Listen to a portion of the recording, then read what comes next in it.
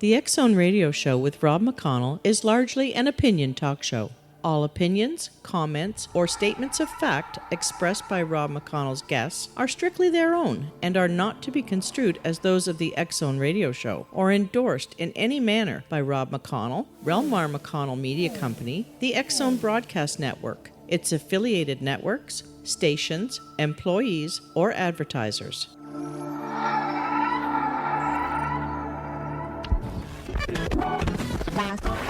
All Hit Radio.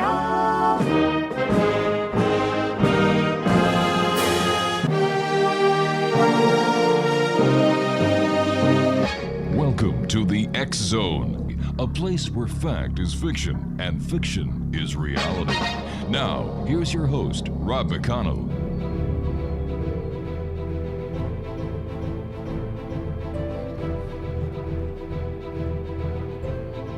Welcome back, everyone. This is the X-Zone. I am Rob McConnell. We're coming to you from our broadcast center in Hamilton, Ontario, Canada. If you'd like to send me an email, xzone@xzoneradiotv.com, on all social media sites, X-Zone Radio TV. And if you'd like to find out what the broadcast schedule is for the X-Zone Broadcast Network, www.xzbn.net. We're coming to you around the world on the X-Zone Broadcast Network, Mutual Broadcast Network, Talkstar Radio Network, and iHeartRadio. My guest this hour is Dr. Robert Bartholomew. He is an American-born medical sociologist who teaches history at Botany College in Auckland, New Zealand. He has written 16 books on topics ranging from UFOs and cryptozoology to social panics and bizarre mental disorders. He is known for working with believers and skeptics alike, and while requiring conclusive proof of extraordinary claims, he admits that there are a small number of cases that science simply cannot explain. Robert began his career as a journalist for several New York radio stations, and he has appeared in documentaries on the History and Discovery channels and for National Geographic.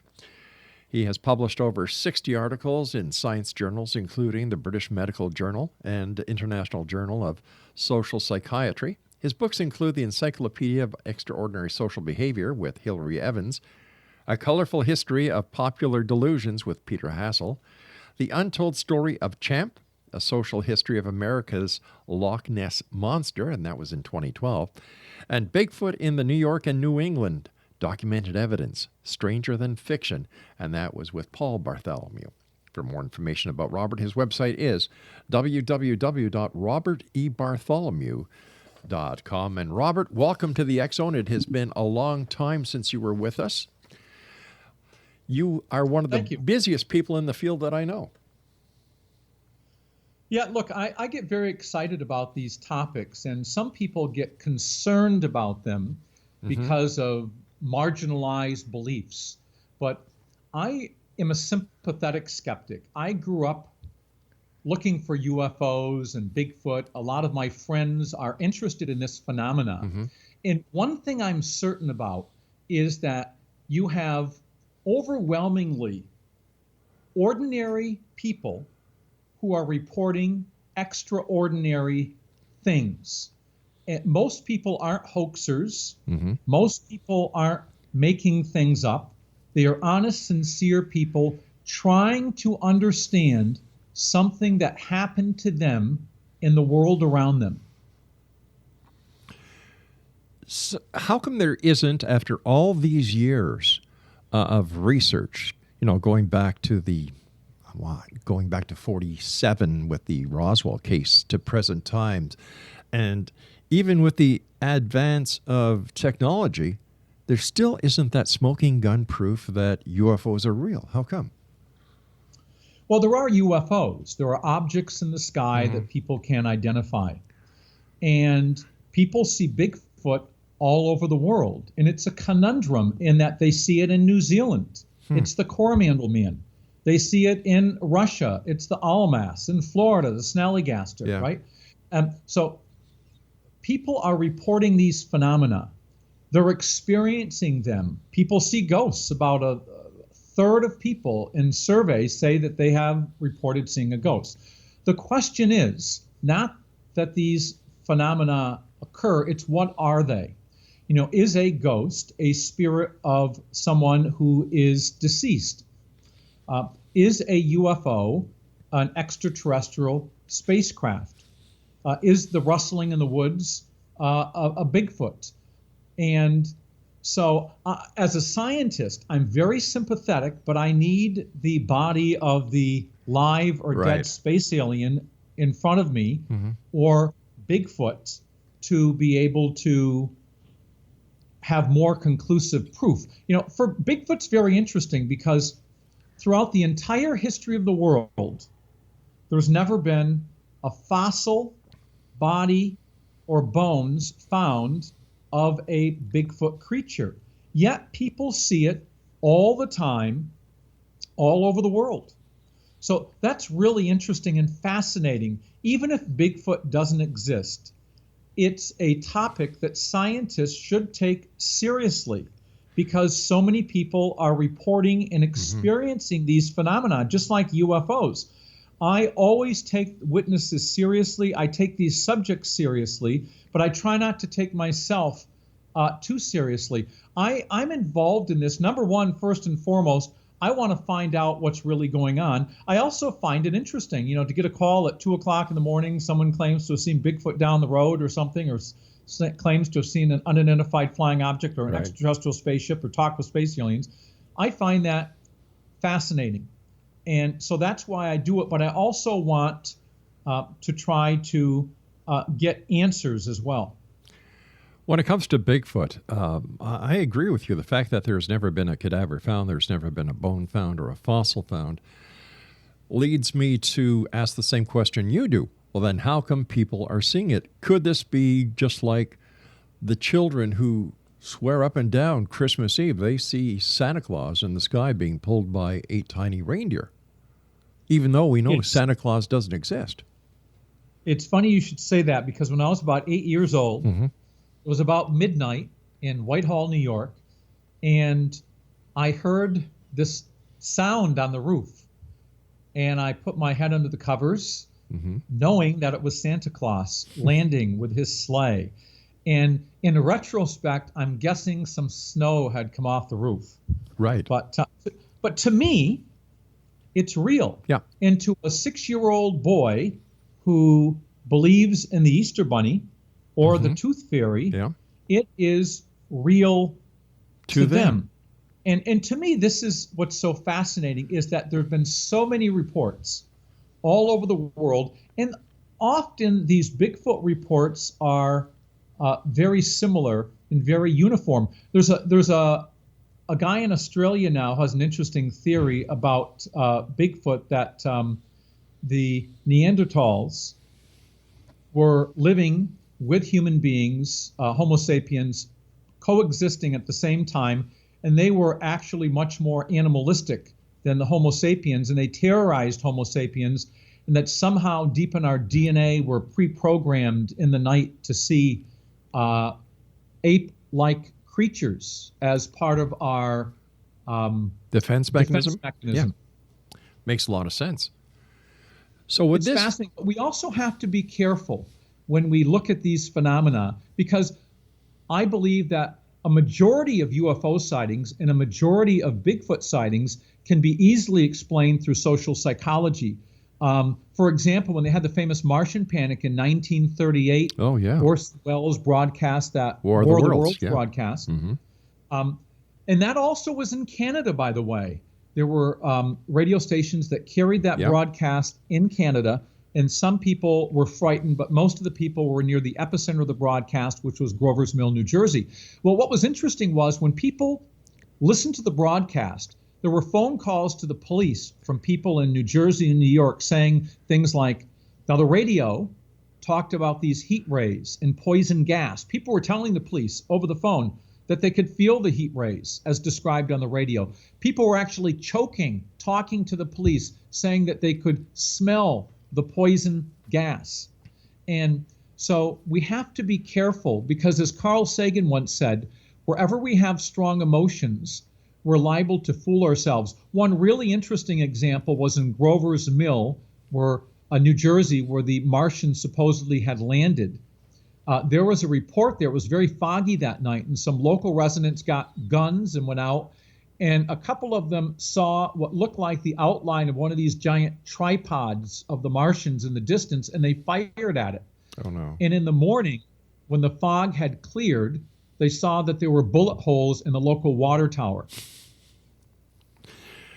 Thank God no one was killed.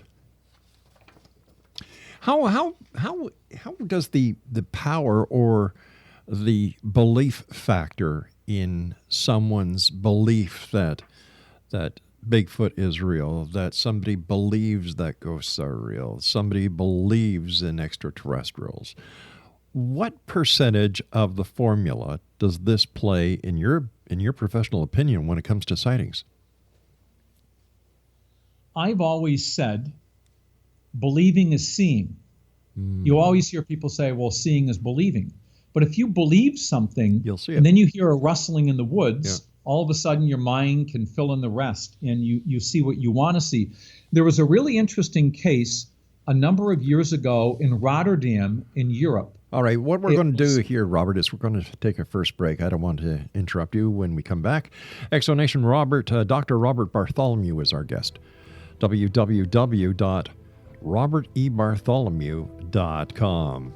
This is the X Zone. I am Rob McConnell, and the good doctor and I return on the other side of this break as we continue from our broadcast center in Hamilton, Ontario, Canada, on the X Zone Broadcast Network and iHeartRadio.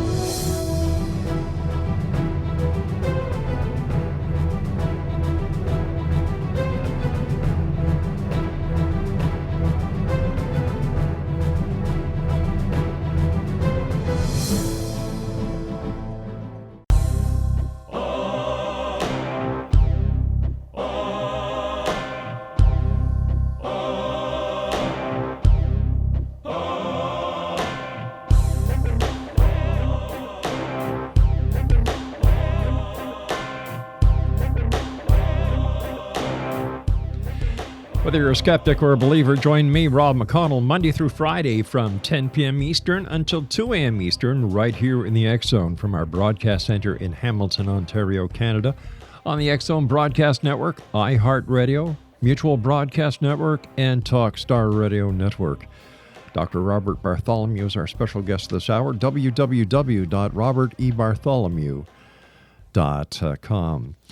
All right, Robert, you were telling us, you were just going to start telling us about a story that was based in Rotterdam? That's right. Back in December of 1978, there was a zoo in Rotterdam that reported an escaped panda. Now, these creatures are very rare, and this was a huge news headline. And there were over 100 sightings of this panda over the next several days across the country. And they eventually found the panda. And it was just about 100 meters from the zoo. It had been hit by a train. Oh, no. And when they looked at the panda, they realized that it had been dead for quite a while, and it must have been killed right after it had escaped. So how do you explain all of those reports to police about this giant panda in people's backyards? Human beings are not like video cassette recorders who take in information. Human beings interpret information as they take it in. And so all you have to do is watch a football game or a baseball game. You know, umpires are trained observers. They know the rules. They have excellent eyesight, and yet they're constantly are making mistakes and have to go to the video replay. Yeah. So it's very powerful, the human mind, in terms of being able to deceive itself. And we have to be careful, especially when we're dealing with something like ghosts and the supernatural. Because if someone says they see a ghost, it's not just that they saw a ghost, it's potentially proof of life after death. And that is a very powerful factor in terms of wanting to believe. I can understand that. When somebody tells me that they've seen a ghost, I have to say, well, how can you see something that is allegedly invisible? Well, the other thing is using logic. When someone tells me they see a ghost, first of all, I usually believe them. Okay. I'm sure they have seen something. Right. And it's all over the world. So this is a phenomena. It's happening. But what is it? And to me, what's interesting is, why don't people report ghosts that are naked? I mean, why do ghosts have clothing? And how does that happen?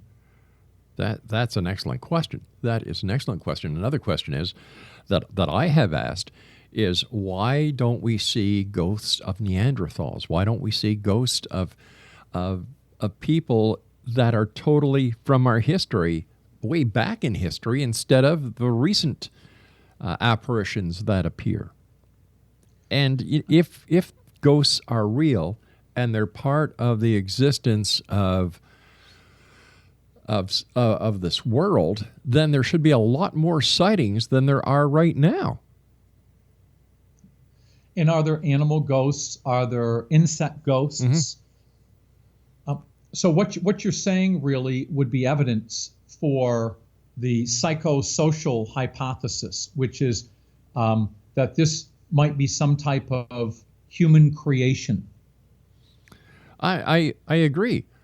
I agree. Now, I have been on so-called ghost hunts where I'll give you a perfect example.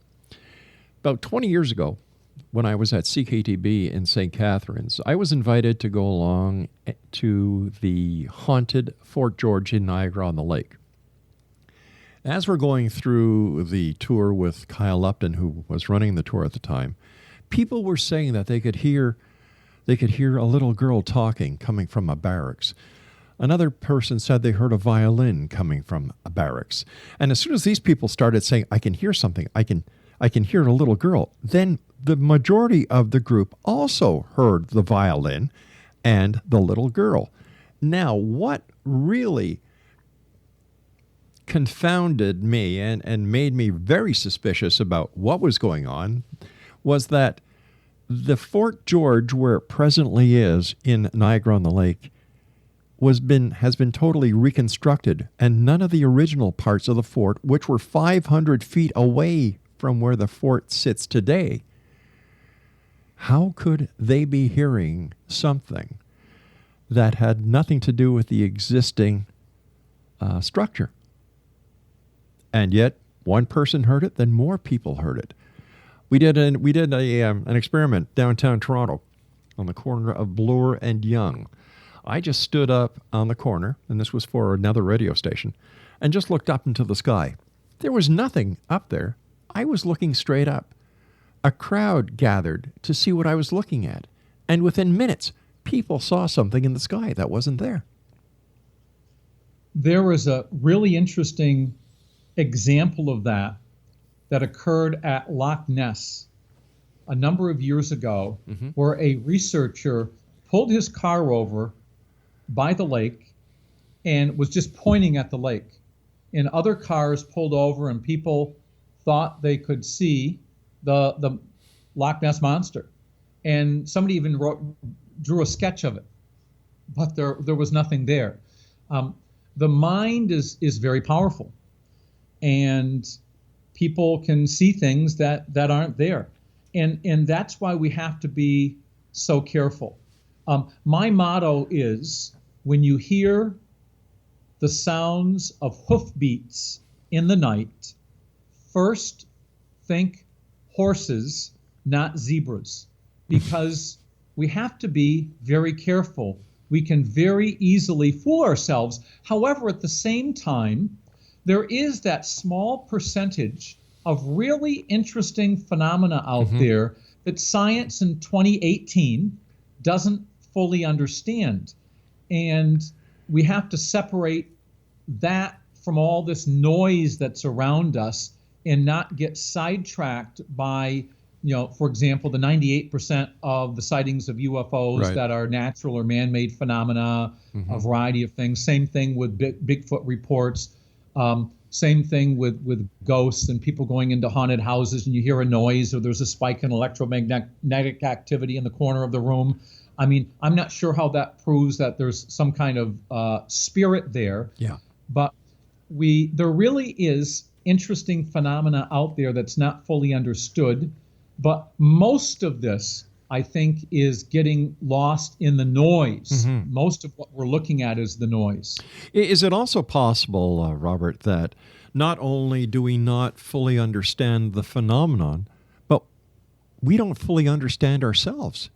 Is it possible that there's a part of our brain that we have yet to discover that acts like a projection unit, that we can actually project our thoughts, our beliefs into a group, causing a mass, and I don't want to use this lightly, but a mass hallucination? Well, that would explain a lot. Certainly, mainstream theories of social psychology can explain a lot of mass phenomena that occurs.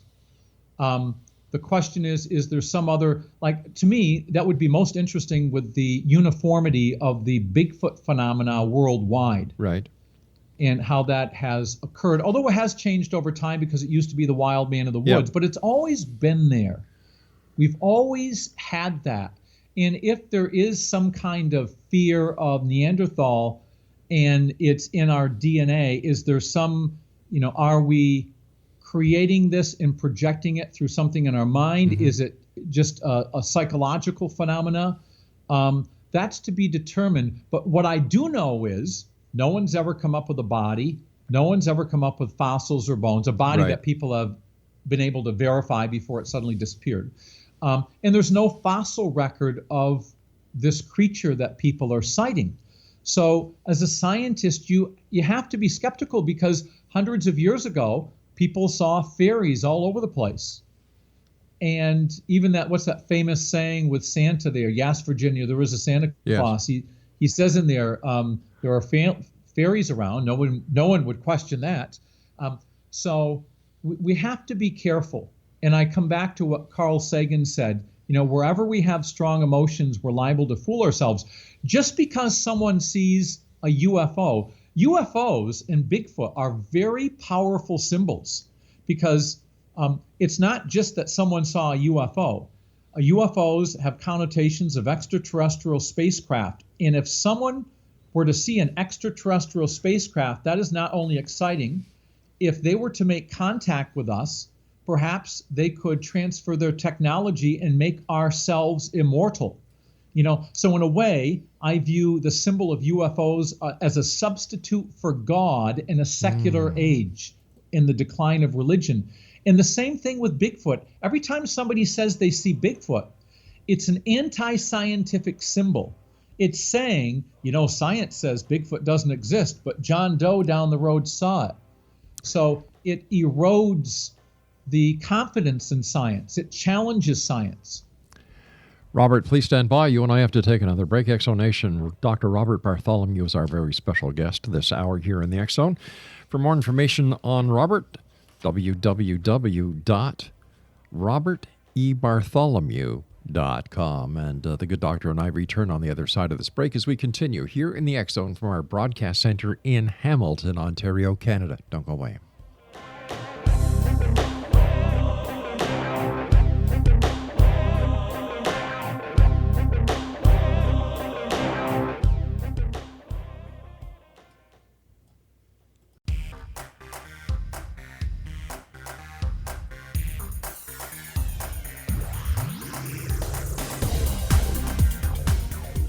Dr. Robert Bartholomew is our guest, Exonation. RobertEBartholomew.com. He is with the Department of History and Social Sciences at Botany College in Auckland, New Zealand. Robert, how does the social media now work when it comes to the number of people who see, who feel, who believe? This must be a big influx into the believers, because I know for a fact southern Los Angeles, the city of Los Angeles, has over 1,500 ghost hunting groups. And if you take the vast number of paranormal investigators, investigation groups across the United States and Canada. You know, they're staggering numbers. What part of the social media, what part of the films, what part of the television reality shows, what part does this play into the growth or the mystification of these topics? Look, I'm all for backyard researchers. I'm all for amateur researchers, people who don't have scientific credentials doing research. I have no problem with that. But it has become a problem. There are these thousands of groups across the United States, Canada, Europe, and the rest of the world, which are doing research in their own backyards, and it's fascinating and interesting, but where is it going? Unfortunately, there's no central depository for their investigations.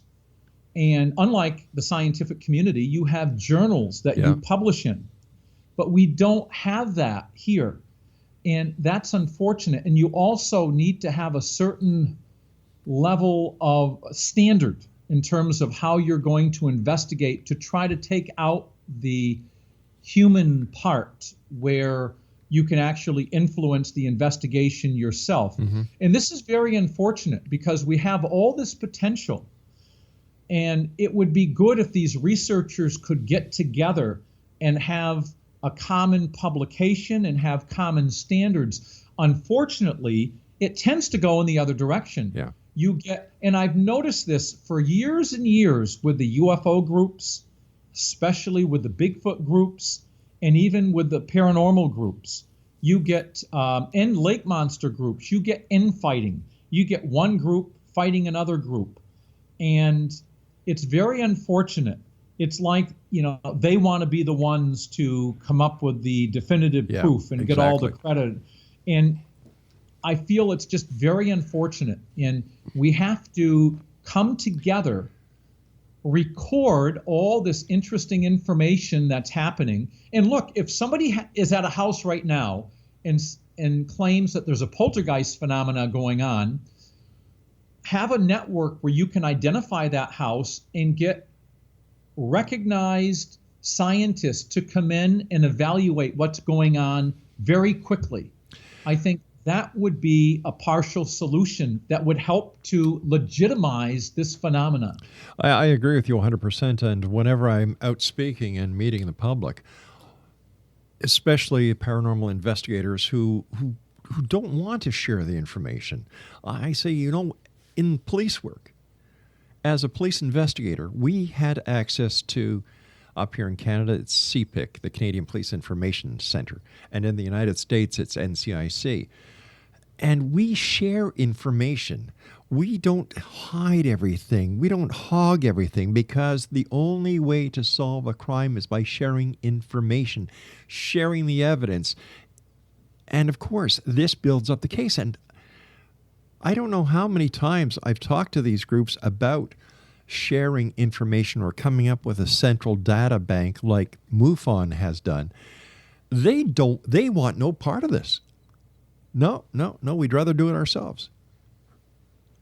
For me, the key is to share the information. If you want to become respected, I think scientists are willing to respect what's going on if you're willing to form a network with mainstream scientists who are willing to say, okay, I'll come in and have a look at this house if you can tell me there's poltergeist activity going on right now.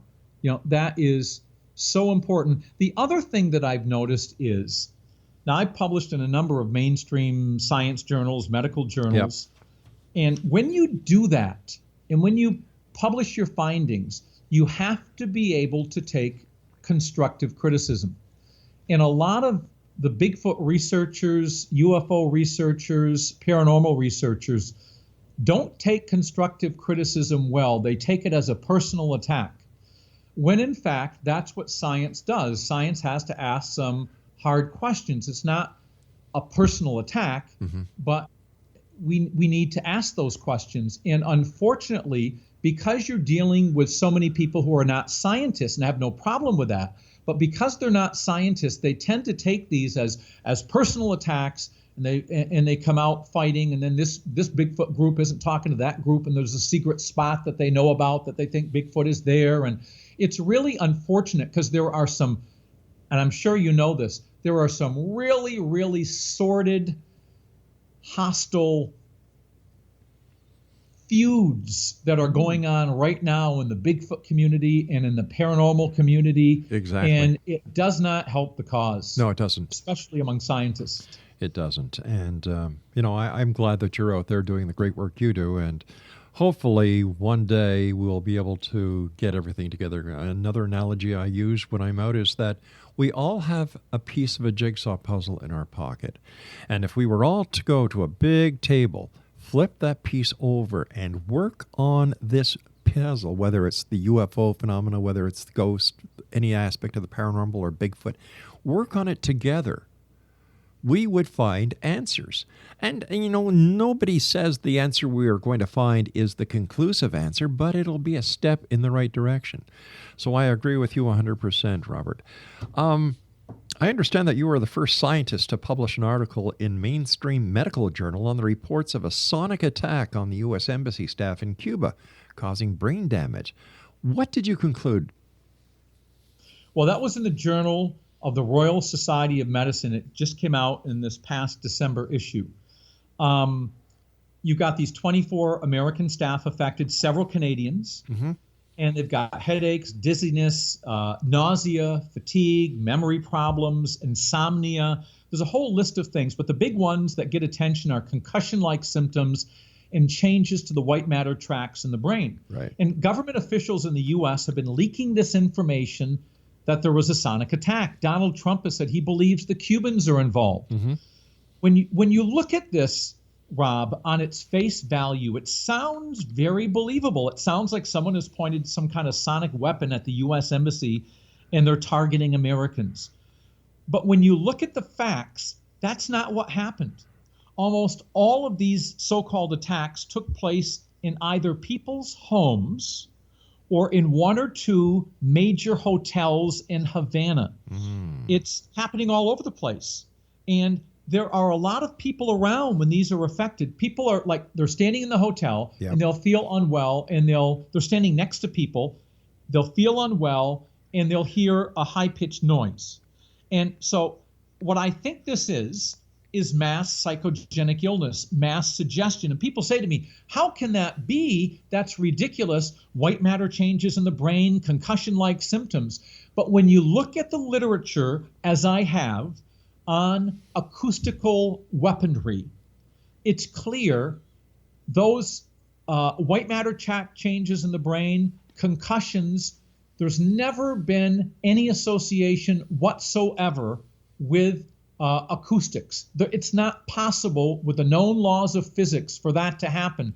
There are cranial scans with ultrasonic devices that are used on tiny newborn babies. That's right next to the brain to get a good image of what's going on. There's never been a single instance of white matter tract changes occurring or concussion-like symptoms. So something else is going on. When the government says that it's some kind of sonic device, it's just not possible. Something's fishy. There's something else going on. We were in Cuba, my wife and I, 2 years ago, and this was way prior to the story, and my wife suffered the same symptoms that what I guess some people are describing as sonic pitches could be something like tinnitus, and my wife suffers that. So whether it's something like this or whether it is something that is, would you consider this a psychosomatic event? Yeah. Well, look, I'm in contact with some members of the committee in Cuba that the mm-hmm. government has formed to try to investigate what's going on. And one of the things that has been noted is when these people notice these noises, there's always noises going on if you pay attention to them. Sure. Is that it's there are a lot of crickets and cicadas in Cuba. Yes. And a lot of people have tinnitus. Mm-hmm. So, and if you look at the two hotels where these were occurring at, plus the people's homes, these two hotels combined have over 750 rooms. That's more than 1,000 people a day at these hotels. You're going to get people going there every single day, not feeling well, yep. and at the same time hearing a high-pitched noise. So what I think has happened, Rob, is that a few people felt unwell in November of 2016. When Trump took office, by mid-January, they started counseling people who are going over to Cuba saying, look, a few people have become ill and they've noticed a high-pitched sound. We think it may be a sonic device. All right, stand by, Robert. I've got to take my final break here. Exonation, Dr. Robert Bartholomew is our guest. www.robertebartholomew.com.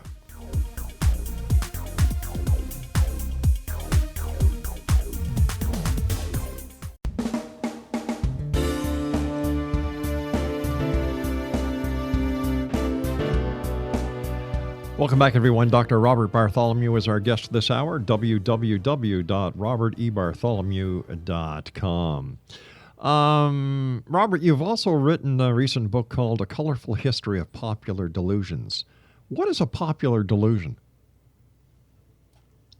A popular delusion, it's popular delusions are very powerful. They are a mass widespread belief in something that's not true. A good example of this would be something like the Pizzagate claims with the Hillary Clinton. Oh, right. Yep. That involved some kind of ring that was going on with children and stuff like that. Or 9/11 was an inside job. People can believe it, but it doesn't negate the fact that there's no credible evidence that it happened. So this is what we would call fake news. It wouldn't be fake news per se. Okay. Pizzagate would be, but a social delusion would be different from fake news. I see fake news as the deliberate, intentional distortion of news reporting for someone's political gain, knowing that it's not true. If CNN, if the Washington Post, if the New York Times report something in their media that something happened and it was incorrect, they will come out quickly and make that correction. That's just a mistake. And people in the media make mistakes all the time, and you have an obligation to correct those mistakes. You're right. But when you are deliberately trying to distort the news, like a certain network in America does, or Russian television, Russian television, you won't see negative stories about Vladimir Putin. Typically on Fox News, you won't see a lot of stories negative of Donald Trump. Right. To me, that is the real fake news. But news outlets like Mutual Radio, like CNN, Washington Post, New York Times, these are credible people and credible journalists. And can I just say, when they had those recent claims about Ray Moore in Alabama, you can't walk up to a reporter for Mutual Radio or for the Washington Post and say, hey, somebody did something to me 20 years ago, and they just put it on the air. That's not what good journalism is. Good journalists, real journalists, then go and interview like 15 or 20 people that you knew at that time, and they look at all sorts of things. It just doesn't immediately. There's a lot of work that goes into this. That's real journalism. And that's the way it should be. Because the media is responsible to the people. It's the job of the media to bring the truth to the people. And I agree with you that there are certain networks out there who would just rather get the sensationalism to get the ratings, and I'm totally against that. Question for you. Have you ever heard of the Mandela effect? No. Okay, this is when this is something that we've covered on the Exome before, and I thought since you're into the logical side of the paranormal, this is where somebody claims that even though the newspaper has reported the the death of President Mandela, that he was either dead before or after the report. Certain things have changed. The wording in the Bible has changed. The way it used to be told or reported or signed or written has changed. And this is what they call the Mandela effect. And I personally think it's a bunch of hooey, so I thought I'd ask you, since you're an expert on things. Yeah, no, that's, you have to be careful when something is out of your area of knowledge or expertise. Yeah. I don't claim knowledge or expertise in that area. I'm just not sure. Okay, and I appreciate that, and that's this is why we have people like you on the show. Yep, Rob. There are very interesting, powerful phenomena, though, that are effects on human perception. For example, human beings are very meaning-oriented, and we look at things and want to make meaning out of it, like the face on Mars. Yes. Or that's the way we are. There was a woman a number of years ago in New Mexico who was of Mexican background, and she was cooking a tortilla and burned it. And as she flipped it over, it looked exactly like the face of Jesus. Now, I don't know how we know what the face of Jesus looked like, but it looked like what we would consider the face of Jesus. Yeah. And she even put it under glass. And to her, that was a miracle. And so we like to make meaning and see things where things aren't necessarily there. As a aside to that story, as I recall, her granddaughter took it to school for show and tell and dropped it. And that was the end of that. But what she did was people kept coming to the house, but they had the picture of the tortilla there, and not the actual tortilla. Well, why do so many people believe in angels, see angels? I've had people on the show who say that they've seen Archangel Michael. He is 30 feet tall. Other people say that he is the size of a human. What is the fascination with angels? Is it because this proves to this person that their religious, philosophical beliefs are valid? I think it does. It reinforces that, and that, when we die, we are going to live on. But I have to say, I believe that a lot of people who report these things are often labeled as crackpots or crazy, and I don't think they're necessarily that. A lot of these people appear to be normal, healthy people who ordinarily have these experiences. And there is a phenomenon known as the fantasy-prone personality, and that's a characteristic of that people have these rich fantasy worlds, and usually as children they were fairly isolated and developed inward. But the interesting thing about this is people don't realize they present as normal, put that in quotes. Right. And so they have these rich fantasies about beings that they want to fantasize about, that they want to exist and be real, because it can be taken for proof of life after death. But I would differ from a lot of scientists who would look at those people and say, oh, they're just a crackpot. There's something wrong with them. But a lot of these people, they can't find anything wrong with them. Yeah. So it's not necessarily some mental disorder they're experiencing. It's just a condition. Let me ask you this. We've got about 4 minutes left, and this, to me, is going to be an excellent topic before we say so long for tonight. Why do people believe in conspiracy theories that are so dubious? Well, they have selective vision. They see what they want to see. And the internet now has become very powerful because you can get people in more conspiracy theories now because you get like-minded individuals going to similar sites.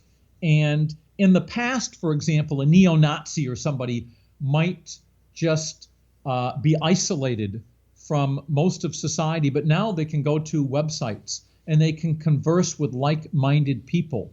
And so these are very they're a sign of the times in terms of the power of the social media. And of course, the social media also subverts the mass media, doesn't it? Now does. people often get their news from Facebook.